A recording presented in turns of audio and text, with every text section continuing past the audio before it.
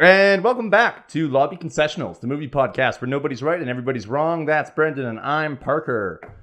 Brendon, how do you feel about movie reviews, man? I don't know. I take them with a grain of salt. I don't usually subscribe. Oh yeah, as it is. I know a lot of people do, and then Sure. it's a gauge and things like Rotten Tomatoes is a really good basis for argument. Okay. Well, yeah, but the yeah. Rotten Tomatoes scores, blah blah. I'm like, yeah, okay, so that means 90% of people thought it was good, and I disagree with 99% of those. Yeah. So but I mean, I think when I was younger, I probably took a lot of input. So, like, currently, you would say you don't take much stake in movie reviews. I try not to. Oh, you try? Okay. I try not to just because I know I'm a particular dude. Oh, okay, fair enough. Yeah. You like what you like. Yeah, and therefore, And I know a lot of okay. people aren't going And to so watch movies the same way. Yeah, sure. So you've never really found a reviewer that matches up with your tastes. Because I think that's the ideal, right? Is that eventually you find your guy or your like person. someone that generally seems to agree with or align with your taste, so that if they liked it, likely you will like it as well. No, I haven't found that person. I have a website. I have a movie website. Oh, sorry. I thought you meant like your own website. And I know we have a website. Like, you just have your own you've been hiding? Yeah, like I have my own. I do reviews. I don't tell you about them, and I don't post them up here. That'd be weird.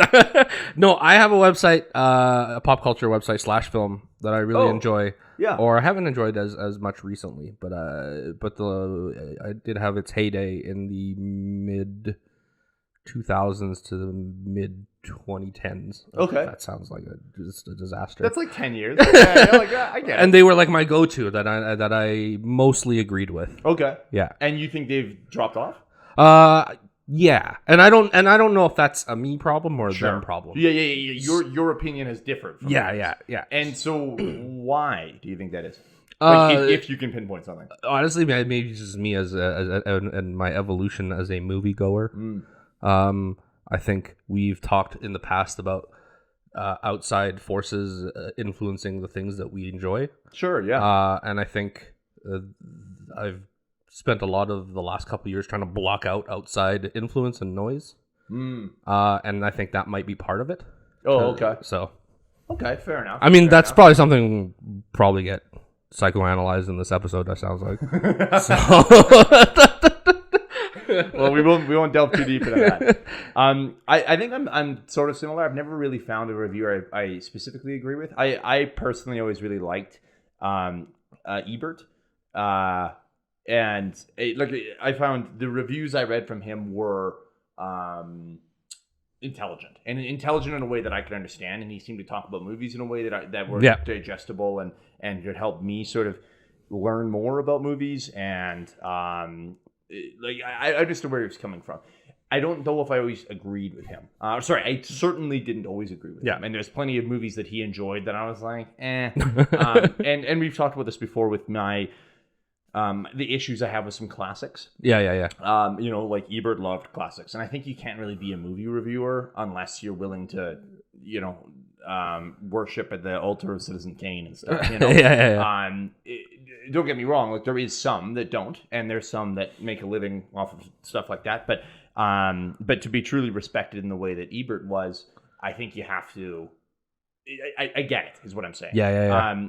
And he had the benefit in some ways a long enough lifespan that there was quite a few classics that he was there for. Like, he literally was around when they came out. Not Citizen Kane, but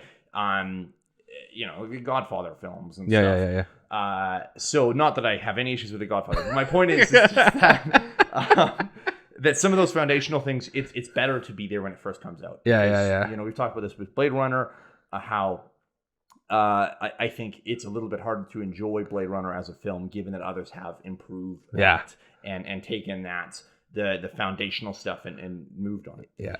Anyway, But yeah, I found some critics that I enjoy, and I find if I am actively looking for a movie review, I will seek out a couple. You know? Like I said, I usually check Ebert's website, even though he passed in 2013. Like he seems to still have, or he doesn't, he's dead. But like the website still has the ghost of Ebert has great taste in films. Yeah. The writers they put together on that site do seem to still be looking at films in the same way that he did, in the spirit that he did. Yeah. So, like personally, I find how I tend to look at movies is if I am interested in something, if I watch a trailer and I am interested in watching a movie, I will check reviews. And usually, I do Metacritic instead of Rotten Tomatoes. Yeah. So because it's a bit of a soapbox for me, I'm just going to explain this. This is what I've been waiting for. I'm not going to lie. It drives me nuts. It drives me up the wall. People always point to Rotten Tomatoes and see it's 100%. It's a perfect movie. That's not what that means. That's not what that means. But it's fresh. It's certified fresh. And certified fresh films are good usually. That's not a problem. The issue is people look at 100% and they go, it's a perfect film. There's nothing wrong with it. That's what they're saying. No. All that means is that 100% of critics, of approved Rotten Tomatoes critics, have given it a positive review. And sometimes they're not even all the way positive. Well, and that's the thing, is that Rotten Tomatoes doesn't explicitly mention what makes it a positive review. Right. So if someone has a 5-star stale and they decide to give it a 2.5 stars, to me, I don't know if that's a positive review. No, that's a pretty bad movie. Yeah, right? It's 50%. But theoretically, Rotten Tomatoes could be like, yep, we're 50% up and is positive. I don't know. Yeah. And they don't make that clear. So I think the intent they want to give people, like the impression they want to give people, is that they pore over each review and they look at all the verbiage and they really read it through. But I'm like, screw you. We're talking about hundreds, if not thousands of reviews per movie. And it does feel like anybody with a blog can get in. Yeah, basically. Yeah.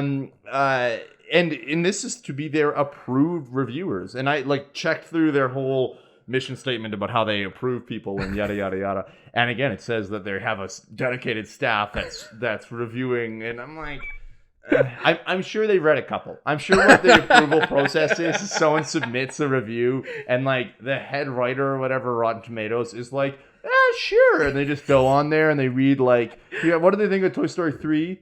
And then what do they think of The Dark Knight? Yeah, okay, they said yes and yes. So they're good enough to be on Rotten Tomatoes.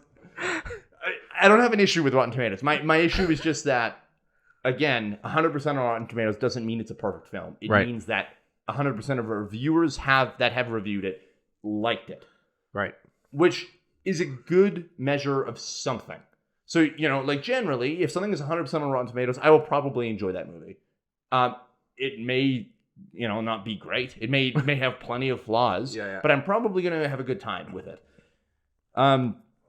Metacritic, on the other hand, actually tries to look at the film worthiness, the filmmaking techniques, how good the film is from a critical point of view.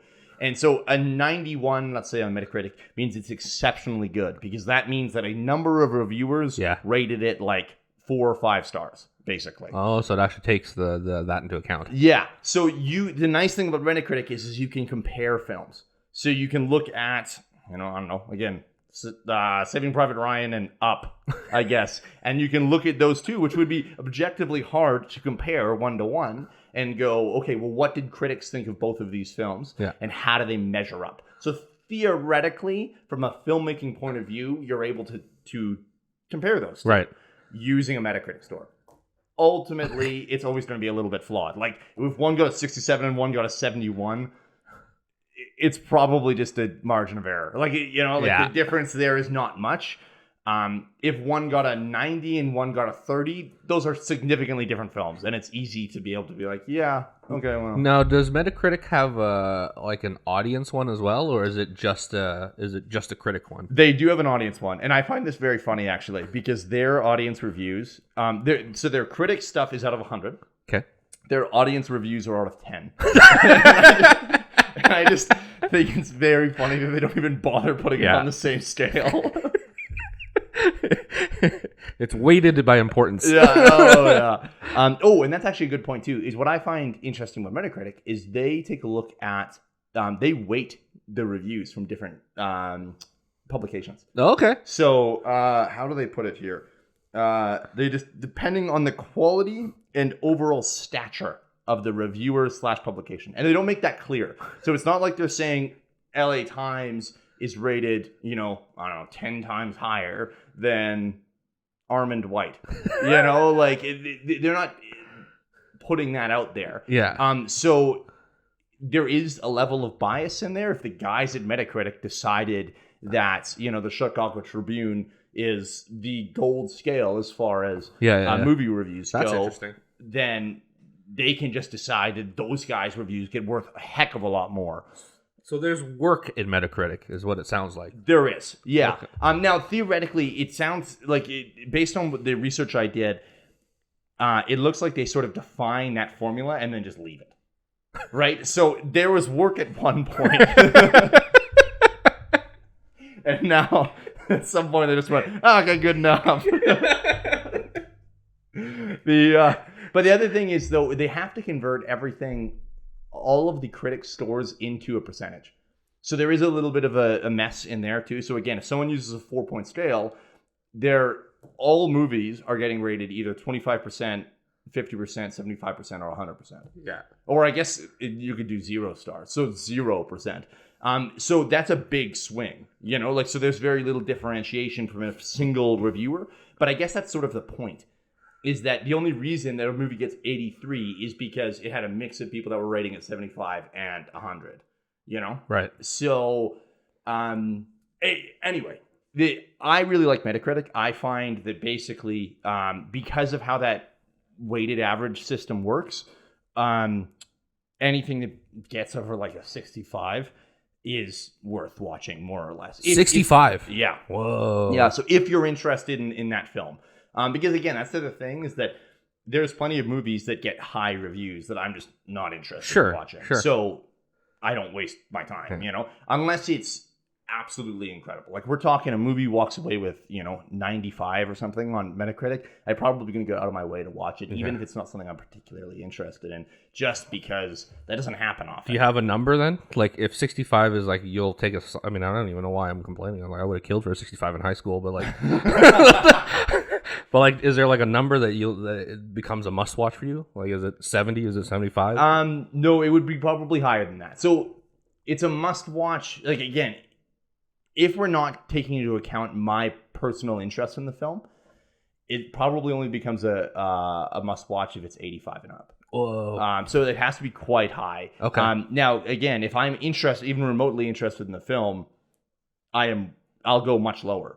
And there's certain movies that I am stoked about watching, and they get bad reviews, and I don't, or like not great reviews. It gets a 50 on Metacritic, and I'm like, yeah. And so I usually end up going to it anyway. Okay, I'll probably enjoy it. So what number does that have to fall to for you to be like, oh, that's not happening anymore? Well, like Morbius, I think has like a 30, and we went and saw that. So okay, that wasn't your fault. All right. I would say generally 45, 40 and below, sort of. 30 feels really high for Morbius still. And actually, I haven't checked it recently. I remember it being basically Metacritic also has a color scale, so depending on a certain number, it's like red, yellow, or green. Yeah, right? yeah. And so as soon as it's red, I don't even bother looking at the number. Really, I'm just like, oh, okay. But so what I find interesting about those review aggregators, Metacritic and Rotten Tomatoes, is when it's in the middle. Because that can mean one of two things. Either that it is very, very polarizing, like half the critics gave it 4 stars, half of them gave it 1 star, or it's a situation where people are like, and like the is boring, where people are truly meh on the whole thing. Fine, like, okay, if you really want to see it, go see it, go nuts.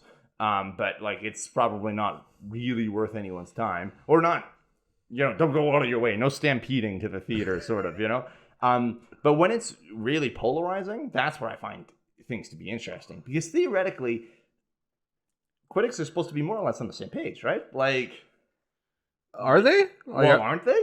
I don't know. Like, arguably, the idea behind being a movie critic is that you are informed enough about the art of making films that it's not like you are rating something bad because you didn't like the subject matter, right? If you happen to go and watch Up, it's not like you're going to give that a bad review just because, well, my wife also died. You know, like... Could have went with something else.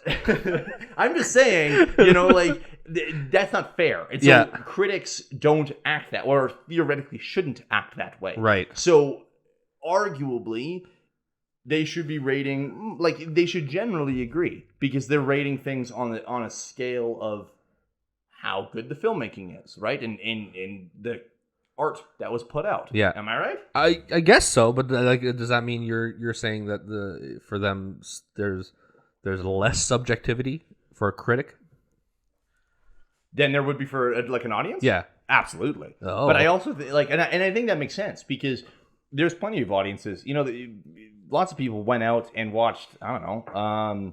Zack Snyder's Sucker Punch. Why do you keep bringing this guy up? Is he paying you? Like, you see? I love Zaddy. But like, people went out and watched Sucker Punch and enjoyed it. Oh, there is guaranteed. Oh, I get it. You know, so. But lots of people also went out and went, wow, this movie is hot garbage. And they were right about that. And so critics generally agreed the movie was hot garbage. But the fact that there was a massive amount of, or not, maybe not a massive, but there is far more variation with an audience than there's going to be with critics. Sure. Like, it's going to be less subjective with critics because they've all, again, theoretically been trained and studied movies. Yeah. Right? Like, and even just on a long enough timeline, even if you've never really studied movies, if your job becomes writing about them and you're writing about hundreds of movies a year, eventually you're going to start having better taste, right? Like, so I guess this is the Armond White issue. So I actually never had heard of this guy until you mentioned him to me like last week. Yeah. So do you want to talk about him here, or like, do you want to introduce him to the audience, sort of? I don't even know what there is to introduce. Like, he was a guy that gained notoriety in the mid-2000s for having the complete opposite take of just about every other critic. Sure. Yeah. Most famously, I believe he was the one that wrecked The Dark Knight's perfect score on Rotten Tomatoes. Yeah, I believe that's true. Correct. And he's done that repeatedly with movies. I think he was the one that wrecked Toy Story 3's perfect score. Yeah. And he's also quite notorious for giving really bad movies high scores. Yeah, absolutely. I can't think of one off the top. Sucker Punch actually is one of them, I believe. Yeah, probably. So yeah, that's kind of his shtick. Yeah, and he's got to keep his job because the shtick is worth the clicks, apparently. Well, and so I get it. On one hand, I think that since there is going to be variability in how an audience looks at things, they ultimately, members of an audience are going to want to rally behind someone that happens to agree with them. Yeah. If someone didn't like The Dark Knight, they want to be able to find someone, a professional, that agrees with them, right? So I think there's a niche for him to fill. Sure. The other thing is when I was doing a little bit of research about him, I heard multiple reviewers talking about how someone like Armond White is important in the critic world. Just because it is important to have dissenting opinions. But I don't know if I agree with that. You know, like, first of all, because, again, like I was saying, arguably, you watch enough movies, you're going to start having similar tastes. You're going to start recognizing things about films that make some better than others. And the problem, I guess, with Armond White is it's not like he's saying, this wasn't as good as everyone was saying. He says, this is a bad movie. You know, the movie everyone loves is bad. Yeah. And well, that's where my issue is. Like you were just saying, like it's good to have like a guy like that. Well, people need somebody to rally behind. Sure. But he's going out of his way to find movies that nobody would rally behind him. Like, I don't know anybody that doesn't like Dark Knight. Fair enough. You know, I'm sure we could find someone. I'm sure you can find, but there's not like a core group of people. This isn't. I'm just gonna give the lip service again. This is not the Snyder Bros. right? It's not like a small segment of people rallying against these bad movies to get these more bad movies being made. This is a universally loved movie, maybe, we could find one person in the world who didn't like The Dark Knight, and him and Armond White could like have a coffee together, like. So just I don't know if dissenting opinion is good in this way. Fair enough, and I guess it's the opposite thing where he's contrarian. Well, absolutely. Yeah. But if he rates a movie that generally was received poorly, so again, Sucker Punch, as good, that's when people are going to rally behind him. Because guaranteed there is people out there, and I mentioned Zack Snyder again, so maybe it's just the Snyder Bros. But like, oh God, come on, Parker, think of another bad movie. I can't do it. No, I'm just blanking completely. Oh God. But I think someone's far more likely to agree with him that was already their opinion. Sure. You know, like they went and saw a bad movie and they were like, no, people are really being mean about this. You know, this was pretty good. Oh, I think he gave The Room a really good review. Oh, okay. Yeah, that would make sense. Yeah. Yeah. Okay.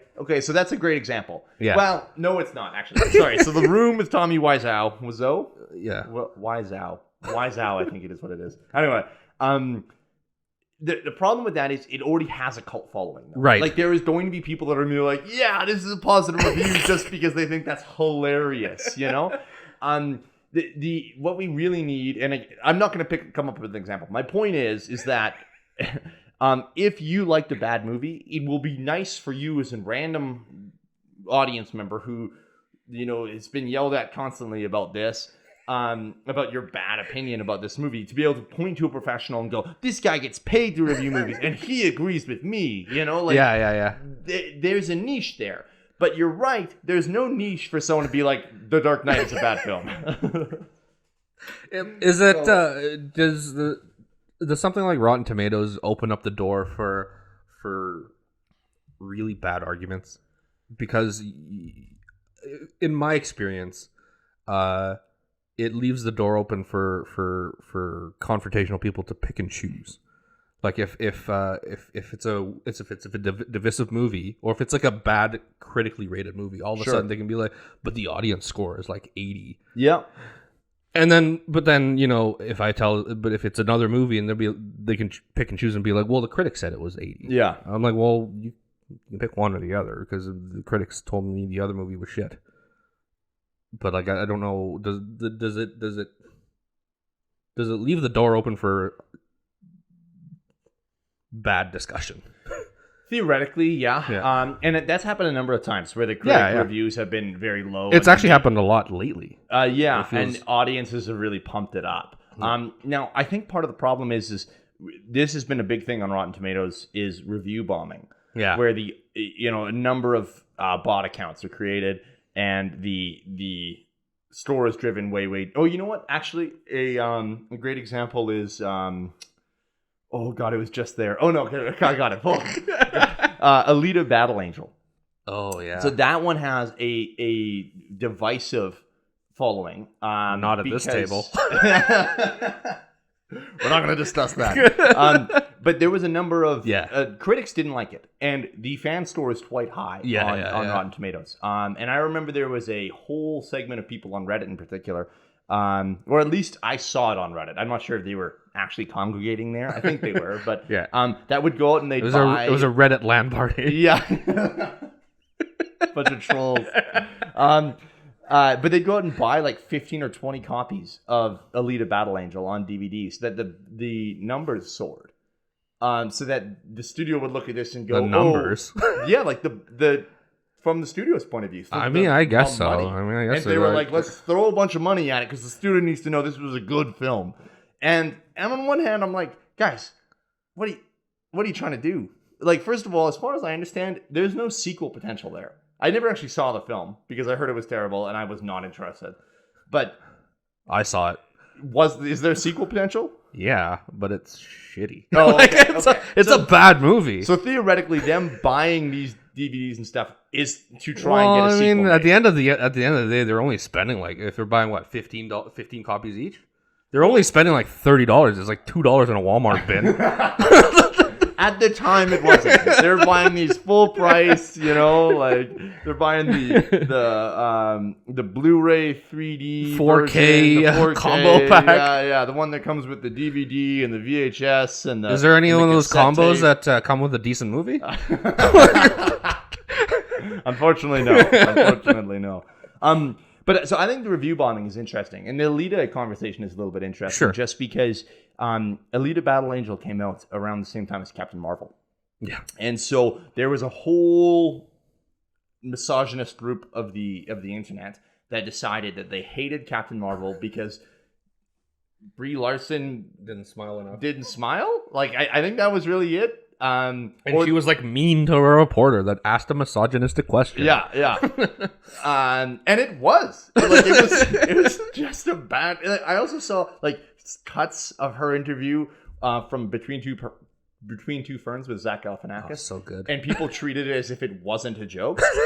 Like they were posting this unironically, being like, "Can you believe she treated Zach like this?" And I'm like, "Yeah, I can. That's the whole bit, I need to watch that Brad Pitt one. Oh man, yeah.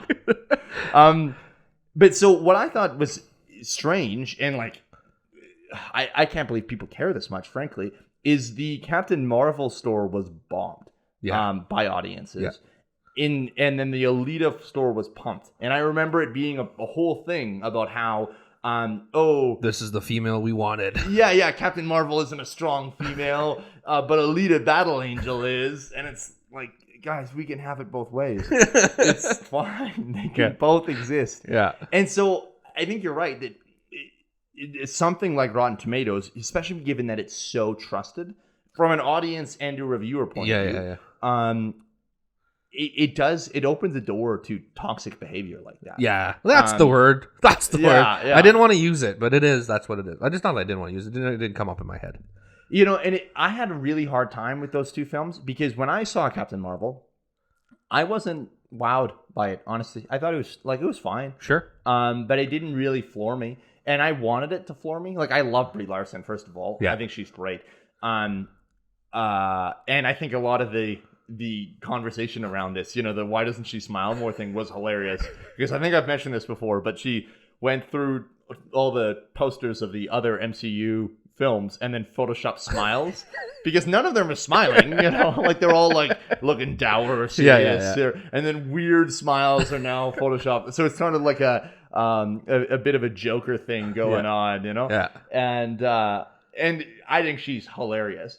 But I wasn't floored by the movie. I thought it was fine. Yeah. It was average. But I felt then weird about saying, it wasn't my favorite. It wasn't my cup of tea. Yeah. Because I felt like I was joining the ranks of these people then. Like I felt like I sort of had to promote Captain Marvel because otherwise I was associated with these people that are like, rah, you can't believe Brie Larson. It's the Ghostbusters effect, hey? We didn't get a chance to talk about that in our Toxic fandom.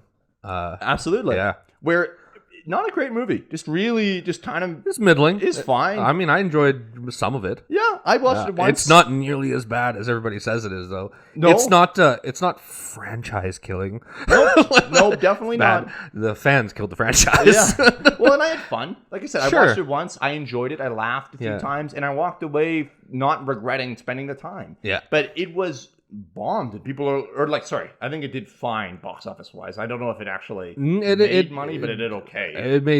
It made more than its budget, but not enough to when you say break even, that's a different number than what you put in because it's like you have to add $100 million in for advertising and all marketing, and they didn't make that.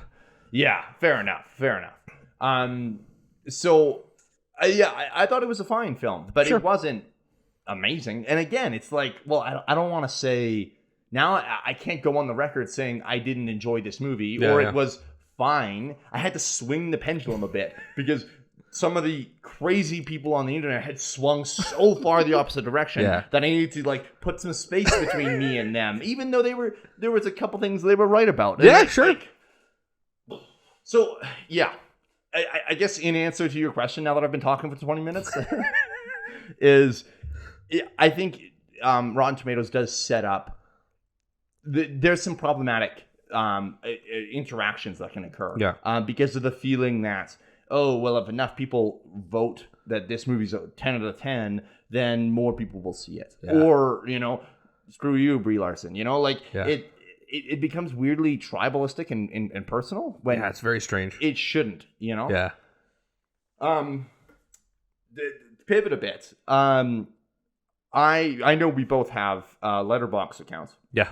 What is your opinion of Letterboxd? Like, do you still review on there regularly? Yeah, every time we watch a new movie or I watch a new movie, I throw it up there. Yeah. And so, what do you like doing it? Give me. I love it. The only thing I need more than 5 stars. Oh, like what does that mean? I need like to me the perfect rating system is the figure skating system, which is out of 10 with decimal points. So it's essentially out of 100. Basically. Yeah. Basically, but I do like that 6.8 or 7.4 thing. Like I need that because for me a 5 stars isn't enough give in between movies. So in my mind 5 stars is a perfect movie, which is very rare. Sure. Even my favorite movies don't have perfect ratings. So I think I only have 2 5-star reviews on my Letterboxd out of like 3,000 movies. So 4.5 is basically as tippity top as it gets for me. But the stretch between a 4.5 star movie and a 3.5 star movie in my mind is a massive gap. Okay. But when you look at the reviews, because a 3-star movie and a 3.5 star movie, they're right there. Mm-hmm.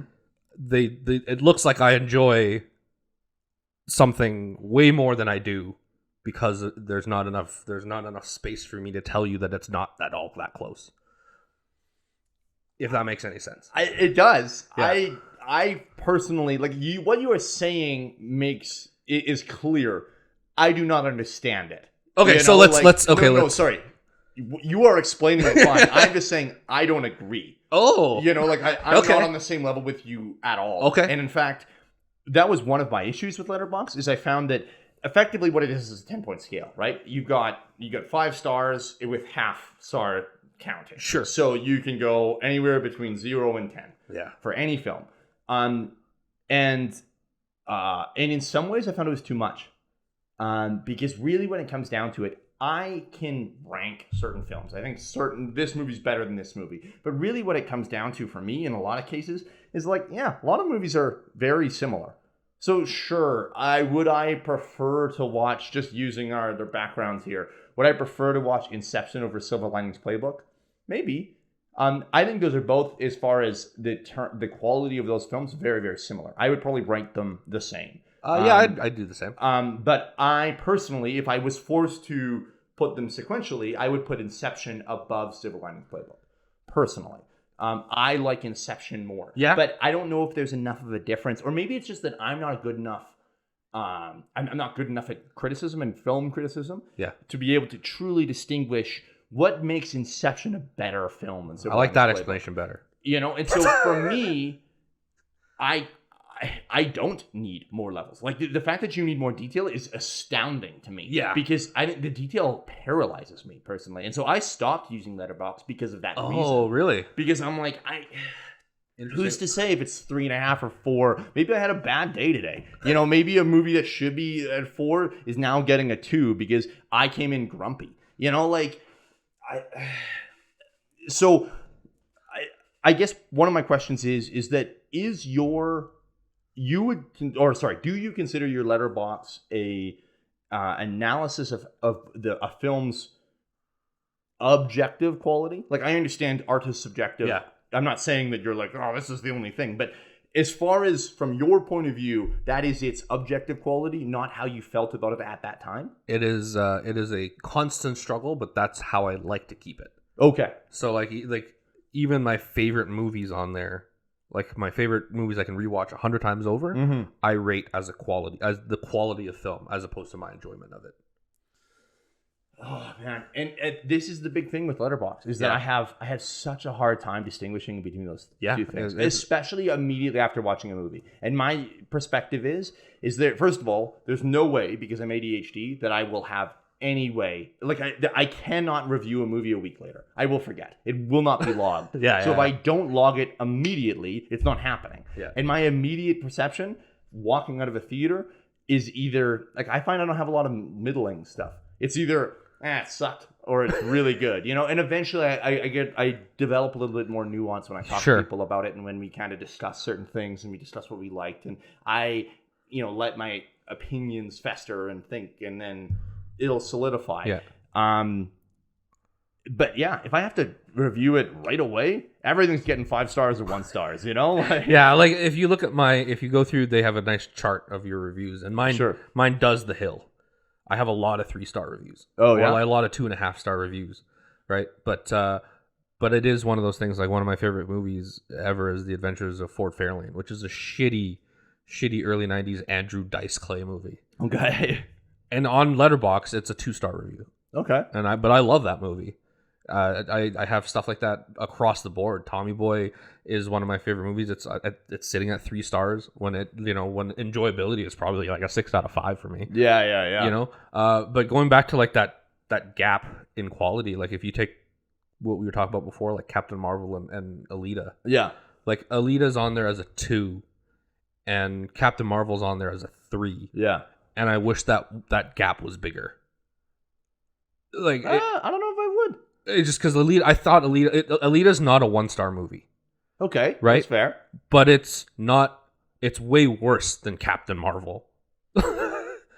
But so is that because of the internet discussion about it? Like, do you feel that way at all because of some of the trolls? No, it has nothing to do with that. No, not at all. Like I wish I could give Captain Marvel, like, I don't want to give it 3.5 stars because I have a way, like, once you start into 3.5 for me, it starts to get like that. Those are my quality movies. Yeah. And I don't want to put Captain Marvel in there, but you know, so 2 to 3 is such a huge gap, and I wish I could do like a 2 to like a 3.4.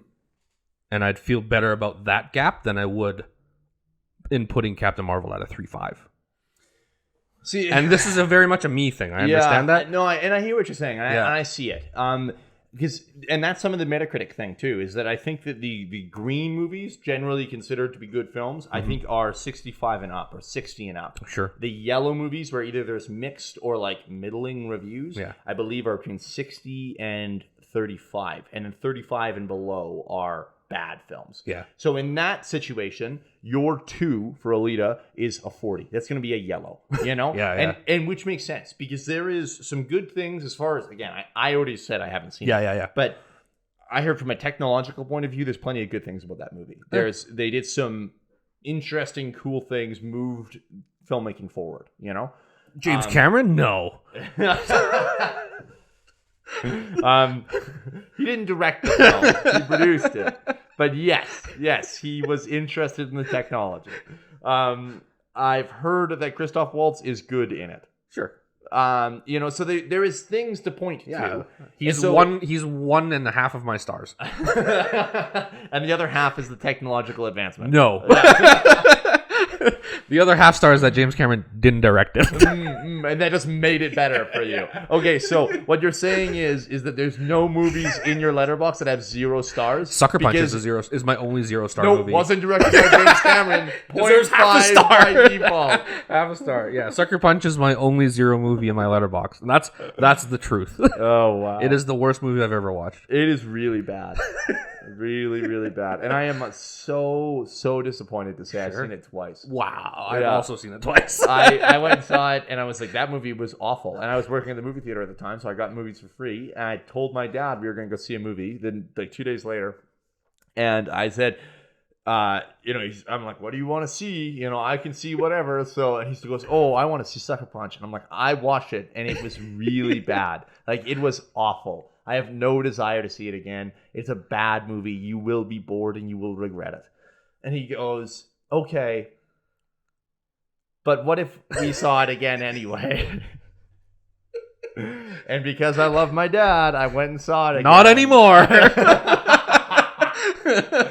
I remember walking out of it and there was silence. My dad's like, yeah, you were right.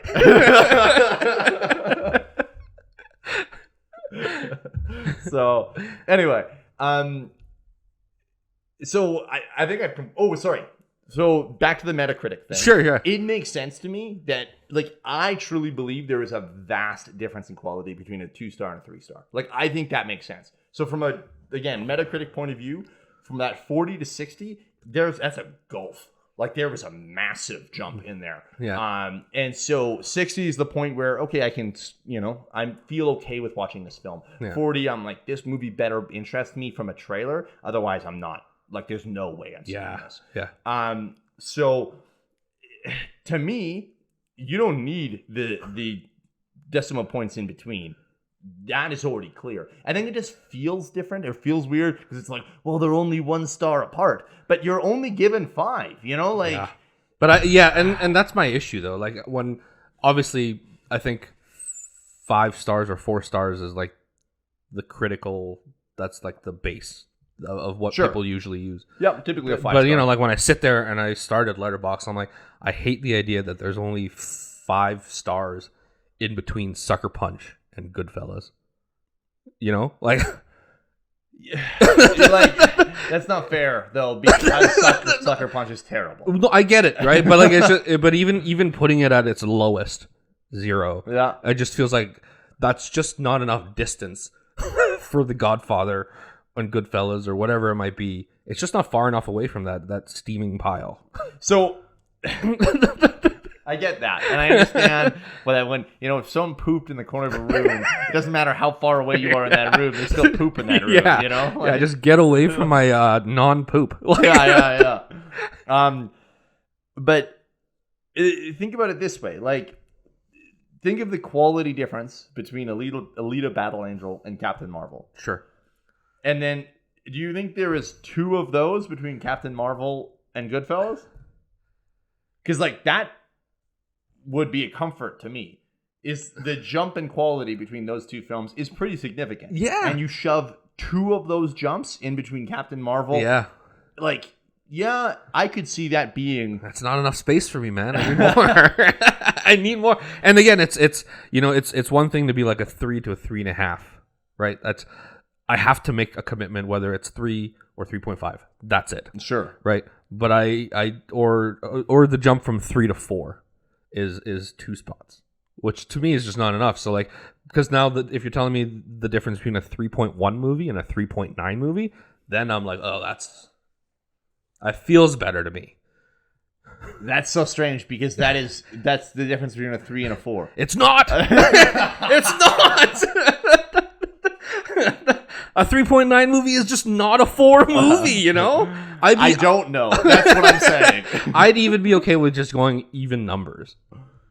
We are doing even numbers. 3.2, 3.4, 3.6, 3.8. You mean. Yeah, in between, right? Like, it's still, I just need more separation. It's so strange to me that you need a 50-point scale. Like, you're... It's 100. I do need 100. Yeah. Like, I do need it. You just said you'd be willing to do the evens. If it was even, then it's a 50-point scale, and you're like, that's my compromise. If the only way to make it better was 50, I'd choke it. Yeah. I'd choke it down. But, like, oh my God. I'd love the 100. That's unbelievable to me. Yeah. And it's unbelievable to me also because film has been around for literally over 100 years. Yeah. In a century of filmmaking, professionals have consistently, like, people have been paid to review films. Yeah. And they've been like, 5 stars is good. Yeah. Some even say 4 stars is fine. They don't need a 5th. Yeah. And you're like, no. Yeah. Throw that all out the window. That's why nobody's paying me anything. You brought up Ebert earlier. I did. And Siskel and Ebert, who basically maybe made movie reviews famous. They did, yeah. And put it into... That's a 2-star.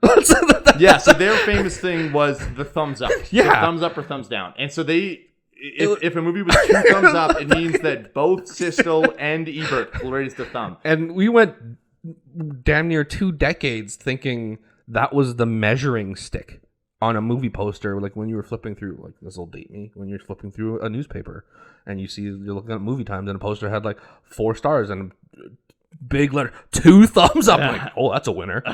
When really that was just 2 guys who liked the movie. Okay, hold up. First of all, I just want to point out that knowing what a newspaper is doesn't date you. Everyone knows what a newspaper is, Brendon. To look up movie times in a newspaper? I'm just saying. And then secondly, I love the simplicity of the 2 thumbs up. You would. I do. And now partially it's because I've always liked Ebert. And I think that I think a big thing for him is he likes what he likes. Yeah. I have actually a whole list that we can maybe talk about at some point of various critically acclaimed films that he disliked. Okay. And so he was never shy to dislike a movie. Absolutely not. Yeah. But I liked the fact that really so much of it, especially from the point of view of the thing on the poster, comes down to no one cared whether he liked the filmmaking. No one cared if the camera work was good. People cared, did you like it or not? Yeah. They didn't really care about the nuances of it. So it comes down to thumbs up, thumbs down. Let's go down straight back to Gladiator days. That's all we need. But it's but it's brutal. So like theoretically, if you were a casual moviegoer and you weren't following Ebert specifically,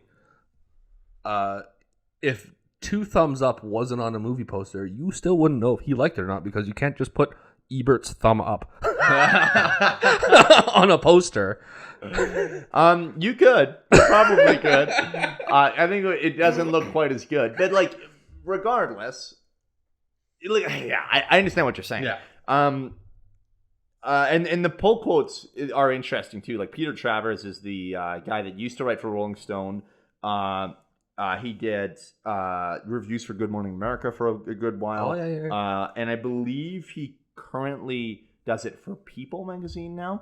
I think it is currently Good Morning America, and it used to be for People. But he's kind of hopped around. Anyway, he did for Rolling Stone up until like 2015 or 2016. So he was the guy. Yeah. His big thing. And so his quotes are all over a lot of things. But the big thing is there is plenty of times where his quotes, like he'd be shoved on a poster and it would say awesome, and then you look at his review, and he said the explosions were awesome, the story sucked. Yeah. And the fact is that 2 thumbs up was a nice way for the marketers to handle it, and for Ebert and Siskel not to get misquoted. Yeah. Because that's the thing with Travers, is that his quotes have been taken out of context. Yeah. It was awesome, but he was talking about one specific thing, not the whole film. Yeah. But that's what gets thrown up there, So it's... I have a hard time. I have also noticed there's been a trend recently in the last maybe 10 years. Probably not. Probably 5 or 6. Where a movie trailer starts throwing up pull quotes from guys on Twitter. And it's not like Peter Travers. It's just some dude. Yeah. It's like cool guy 432. Actually, it's probably cool guy 420. And that guy said best movie of the year, and I'm like, why do I care? Why is this on the trailer? But the problem is I think that people see a pull quote and they don't even bother looking at who it is. They don't. They just go, oh, someone that I should trust said this, because cool guy 420 is a person you can trust. That's what he's put on his the people who made this trailer wouldn't lie to me.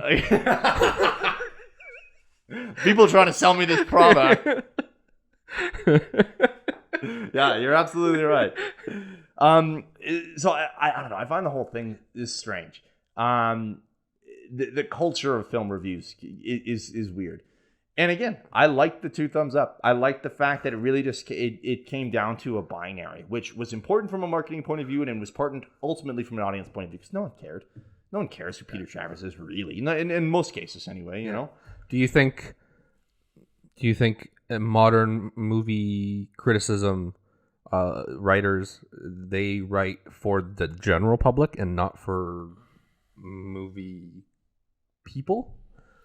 Trying to say that without being as pretentious as possible. Totally, yeah. And I think it's an impossible question. First of all, I honestly think that that people that write things, I think in most cases, people that create things, they create them for themselves. Right. Really, at the end of the day, the reason we are creating this podcast is not because I expect to achieve fame and fortune, or I want people to really hear what I have to say about movies. It's because we decided we were going to have some of these conversations anyway. And we wanted to do it in a format that was a little more formalized and let us have these conversations, and it's sort of more drawn out and didn't feel like it was going to get interrupted and be, so ultimately we're creating this for us. And I think that's, really, if people are true creatives, that's what it comes down to, is you create things because you want to. Yeah. Even if that creation is criticism of some other product, you know?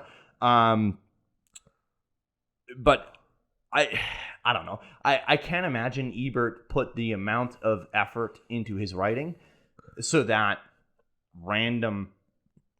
Well, that's why I said modern, right? I think it's like a bit of a lost art, or at least it feels like a bit of a lost art.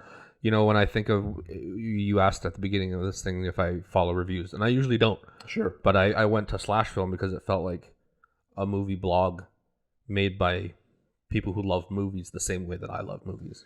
Yeah, it's an interesting point. I think that there is definitely reviewers. I think at the end of the day, most reviewers understand that people aren't going to be reading a full movie review, unless they truly care about that movie or movies in general. I think the beauty of a lot of what Ebert did, especially, I found out after he died, a lot of people really talked about this, that he writes eloquently in a way that the everyman can understand. Yeah. But still in a way that is, I don't know if you call it film review beautiful, but beautiful and like I said, eloquent and nuanced. So the intent was to teach you something. You were able to walk away and go, okay, I understand a little bit more about film criticism. I understand a little bit more about what this movie is. And that wasn't just so that film snobs can read that and push their nose up. I understand I pushed my glasses up when I said that, but it's a good thing it's not on camera. Yeah, then I'd look like an idiot. But he wrote so that a normal audience could understand. So I think generally it's for the normal person, but. Unfortunately, in most cases, I don't think the normal person cares. I don't think the majority of people that are reading these things are. I don't know. I think it goes back to a lot of that tribalism that you mentioned earlier, whether a film is good or not. But, which makes all the difference in the world for somebody going out of the way to find an article on Slash Film as opposed to being linked to a movie review on IGN. I'm not saying that IGN isn't capable of writing movie reviews and stuff like that. I just it's not where I would go to get a gauge on if a movie is good. Well, and I think the big difference there is IGN is a little more mass produced and a little bit more big corporate than Slash Film is. Sure. Slash Film is a little more targeted and is supposed to be for movie lovers, right? So IGN is, again, mass market a little bit more. So I get it. The difference is there. So sort of just to wrap up, I'm wondering a little bit about, we talked about your Letterboxd a bit, and I'm wondering about that sort of process of opening up and putting yourself out there. You and I had decided for fun to put together a top 10 list of the decade for movies, and we threw it up on Instagram at the, what was it? End of 2019. So it was, so 2010 to 2019. Yeah. Top 10 list. And we did it for fun. We did it, the two of us, and then I talked to a whole bunch of our friends and, acquaintances and yada, yada, yada. And we got a whole bunch of, I think I put together 10 or 12 or 13 of these lists. And I had a hard time with it. First of all, because I found that... you got roasted. So putting together a list is always hard. Yeah. Hundreds of movies came out in that time. Lots of them I enjoyed. Were we looking at this from which one is the better movie or which ones that I enjoy? And I think that we made it very personal. So it really came down to what are my favorite movies of this, you know, as opposed to what are the best made films. But I think there was a mix of both. And I did find that there's a lot of, not backlash exactly, but there's a surprising amount of criticism of me picking movies. I don't think that one is your number 4. You're going to put that higher than this. Yeah. And I was kind of shocked. I was like, screw you. Hold on. I put together my list. You put together your list. It's cool. Let's move on, So have you had instances like that? Like, is there issues where you've had putting yourself out there in terms of movie reviews, your opinions and stuff? All the time. Yeah. Maybe even every week. No, like that list was a really good example of it too. And I was really glad when you were like, it's your favorites of the decade. Yeah. Because it's a completely different list if you put the best of the decade. Sure. I think my list would change dramatically. But I think, we kind of touched on it again in toxic fandom, but I deal with it on a weekly basis walking to a comic book store. Yeah. Totally. And I don't want, and this is a really tough one too, is just like, how do you have a conversation with somebody who doesn't have the same experiences as you? And that, I mean that from, you guys don't have the same tastes, you guys don't watch the same movies, Sure. You guys don't watch the same amount of movies, but you have hard-headed, stubborn people telling you you're wrong. Yeah. Because of your favorite film. Because of your favorite film or your best film. And I always make the distinction. I think I always go out of my way when we talk about stuff. It's just like, I really enjoyed it. I don't think it's better than this thing. Yeah, sure. But it is my favorite thing. Like we talk about the Batman, Matt Reeves' Batman. It is my favorite Batman film. I don't think it's the best made Batman film. Yeah, I would agree. And I always make distinctions like that when I talk about when somebody asks me my opinion about movies. Sure. And I still catch shit for it. Yeah. Constantly. But it goes back again. I don't know if it's ownership or if it's tribalism, but it's just like I don't get it. Yeah. So I struggle with it a lot. It's hard. It is really hard. And so do you find that is more or less? Do you find that that issue, that tribalism increases when you're talking about a better made film or when you're talking about your favorite films? When I talk about my favorite films, people get confused. Like, because I get pigeonholed as the guy who likes Hitchcock and Scorsese. Oh, sure. Or anything like that. So when I tell them, oh, I absolutely love Pacific Rim, I just get shit on. That's very confusing because that's a Hitchcockian masterpiece. Absolutely. Yeah. It's a shot-for-shot remake of Rear Window. Yeah. Correct. I won't hear it. But yeah, I catch a ton of heat for that because, number one, people have a weird idea of what Pacific Rim is. Not a lot of people have seen it. And they just assume that it's a dumb movie with robots and monsters. And it is. Yeah, I was gonna say that's not wrong. It's not wrong, but they've already assumed it's a bad movie, right? So they don't understand why I could possibly like bad movies, even though I've prefaced with number one, it's not a bad movie. It's definitely not a bad movie. It's definitely not a bad movie. It's great. Yeah. But it speaks to me because it has all the things that I love about other things. Yeah. But they don't get it, and they won't hear it. That's the thing that makes it difficult, is they won't have the conversation. They just write it off because they think it's bad. So with that in mind, you still enjoy putting stuff on your Letterboxd, though? Yeah. I don't have people just because you don't have followers already. Yeah, nobody's following me. I don't give a and that's and you grow. You grow comfortable in your own skin at some point. Sure. Right? Like, I don't have a problem being the unapologetic Scorsese guy. I don't. Yeah, sure. I've grown into that role, and I that's just who I am. But I don't mind telling you how bad I like, how I like bad movies, or I don't mind telling you that I think good movies I don't enjoy. Yeah. Or anything like that. And maybe that's why I do skew that Letterboxd thing to be a little different. So when you look... Even if it's a movie I enjoy, it'll look bad on my Letterboxd. Am I doing that subconsciously? I don't know. Yeah. It's a good point.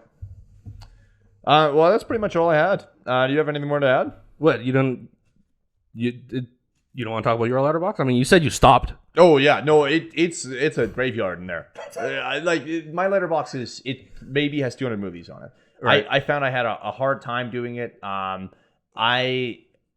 It became too toxic for me. Really, is what it came down to. Is I had, not that I had people. It was literally just me talking toxically to myself. Yeah. About and that's what I do when I write Letterboxd reviews. I just sit in a dark room and whisper at myself what an idiot I am. But I think it would just, so much of it came down to the numbers were weird. I'm gonna sound like a maniac in this episode. No. But I didn't like defining it in the same way. So I think I'm far more general about it. And maybe that's why I enjoy the 2 thumbs up thing. Is that I would rather have that system versus a 5-star. And I think some of it is just the labor of literally writing out a review and stuff. But the number of times I had problems because I'm like, okay, well, where would I put this film? And then I look at my Letterboxd and I'm like, well, this got a 4 and this got a 3.5. And I don't think it's as good as this one, but it's not as bad as this one. If only you could go 3.2 to 4. That wouldn't help the problem. Because then we could another problem. So I shoved that one at 3.8 then, sure. And then I'm going to find a movie that's like, well, it's not 3.8 and it's not 4. Okay, sure. Then I shove it at 3.9. Yeah. But like, I can't keep creating levels forever. You feel like you're moving the goalpost. Absolutely. That it's like, well, and that sort of labor and stuff was really hard because I found that eventually when you have a repository like that, you're like, well, but I can't believe that Brendon thinks Elita is only a 2, but he gave the RoboCop remake a 4. Like you didn't. I did not give that RoboCop remake a 4. But I'm just saying, like, those conversations will happen, and they shouldn't. I think so much of it needs to be, some of the a film review needs to be happen in a bit of a vacuum. Obviously, when you are reviewing something, you are comparing it against the lifetime of cinema. Yeah. But I have a harder time then when I'm comparing my review of this to my review of this. Because it's like, well, it was different headspaces. I have maybe grown and matured. I have, who knows? And like Roger Ebert didn't like Fight Club, for instance. He didn't like Fear and Loathing in Las Vegas. Didn't like Leon the Professional. That's strange to me. Those are great movies. He didn't like Butch Cassidy and the Sundance Kid. He gave them all negative reviews. He gave them 1 thumbs down. No, there was more than that. It was more nuanced. But like, he shouldn't be discredited as a reviewer because he didn't like Butch Cassidy. Yeah. Like, he clearly still has chops and knows what he's talking about. But again, maybe he just... his personal experience with Butch Cassidy was negative. I will say that what Siskel and Ebert did I thought was really cool was after a couple of years, they would sometimes revisit a movie and rescore it. Yeah. Which I thought was interesting. So like after sitting, because I think it was one of those movies which he didn't like, and they came back to it and he was like, I was wrong. Oh. And I think that's important. Yeah. But maybe it's just that I want to be a more of a film reviewer. I want to be more involved with film, and I just don't have the time or the energy right now to put that what I feel like is required to maintain a Letterboxd account or maintain that. And again, I think so much of it comes down to some of that toxicity, and I'm like, it's not worth it for me. So how does that translate to something like this? Sitting here and just openly spouting your garbage opinions to everybody. I think part of the difference is first of all, I'm sitting here. It's a bit of a safe space, and I know that's a weird phrase. People don't like that phrase. But first of all, I'm sitting here with my friend. Yeah. So having a conversation like this is far more easy because I know that ultimately I'm not being judged overly harshly. Openly. By you, yeah, is the word you're working on. Openly. Correct. And the other thing is I think there's a degree of separation. I know that we are recording this right now, but it's going to be, there's a whole other process where I have to save the file, and then we have to edit the file, and then we have to upload it to YouTube. And there's like separation between me and then any sort of digital you. But any sort of critique of what I have to say here. Oh. And so it ends up becoming that, partially it's literally just the time of it. The fact that, typically we're filming episodes a few weeks in advance at least. When someone watches it, I'm like, well, that was 2 months ago, Parker. Like that guy didn't I've know evolved. Yeah. But I think the distance helps. Yeah. And I feel like I'm immediately putting out a Letterboxd review, even though no one, like, clearly more people are watching this and listening to this than were paying attention to my Letterboxd reviews. But it still felt different, and I didn't feel like I had the same separation. Sure. And, I don't know. Oh, no, that's interesting. I dig it. So now that you've made me give you like bare my heart and soul here, you know. Yeah. So we should probably put links to both of our letterboxes so people can follow us this time. Not happening. Not happening. I'll make it happen. Yeah, I might do your letterbox, but again, my letterbox is a graveyard. It's no. It's gonna be a disaster. Okay. Anyway, yeah. Anything more to add? No. Okay. Fair enough. Fair enough. No. This episode was a 7-4. Yeah. 2 thumbs up. We'll check in next week.